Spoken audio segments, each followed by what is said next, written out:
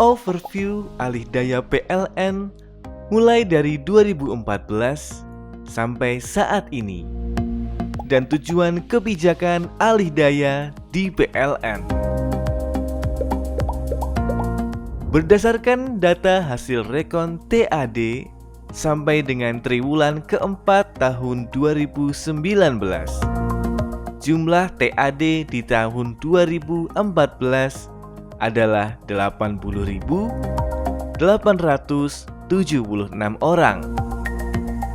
Kemudian mengalami penurunan pada 2015 menjadi 60.464 tenaga kerja. Selanjutnya, pada 2016 terdapat 80.136 tenaga kerja. Kemudian mengalami kenaikan di 2017 menjadi 109.519 tenaga kerja. Dan di 2018 jumlah TAD adalah 115.519. Sampai dengan triwulan keempat tahun 2019 jumlah TAD adalah 113.161. Jumlah TAD terbanyak berdasarkan regional tempat di regional Sumatera, yaitu sejumlah 28.862 tenaga kerja. Selanjutnya, pada regional JBT sebanyak 27.581 tenaga kerja, disusul dengan regional JBT-BN sejumlah 18.497 tenaga kerja.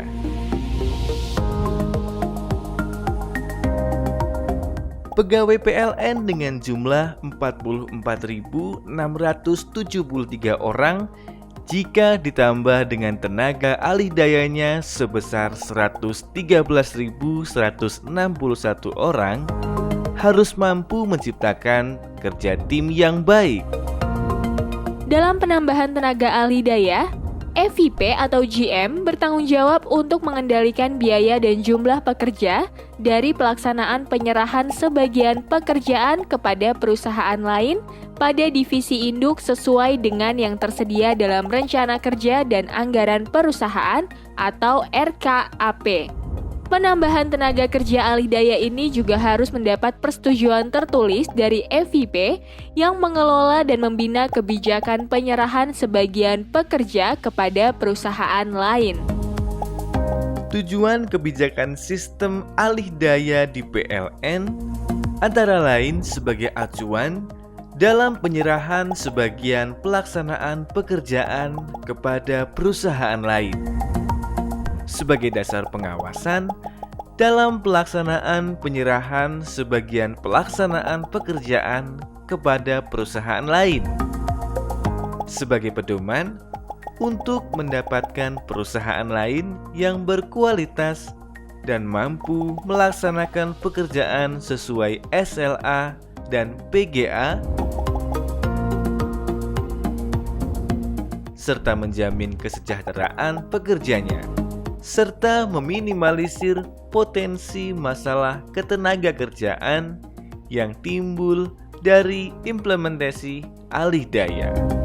Terdapat perbedaan kebijakan alih daya pada sebelum berlakunya SKD 500.K-DIR-2013 dan setelah berlakunya SKD 500.K-DIR-2013. Di antaranya orientasi penawaran tenaga kerja yang sebelumnya didasarkan pada headcount setelah berlakunya SKD 500.K-DIR-2013 menjadi berorientasi pada performance atau kinerja. PKWT yang sebelumnya dilakukan setiap tahun dengan hubungan kerja yang tidak jelas, sekarang pelaksanaannya 5 tahun. Terdapat juga perbedaan dalam pengupahan. Yang sebelumnya penghasilan berbasis UMK atau bahkan di bawah UMK, sekarang menjadi minimal 110% dari UMK ditambah TMK dan hak normatif lainnya. Perintah, pembinaan, dan pengawasan yang sebelumnya langsung dilakukan oleh PLN. Sekarang dilakukan oleh vendor. Jika sebelum berlakunya SKD 500.K-DIR-2013, kontrak banyak dipecah-pecah dan penunjukan langsung ke vendor lokal. Sekarang dilakukan grouping dan packaging dengan kontrak besar.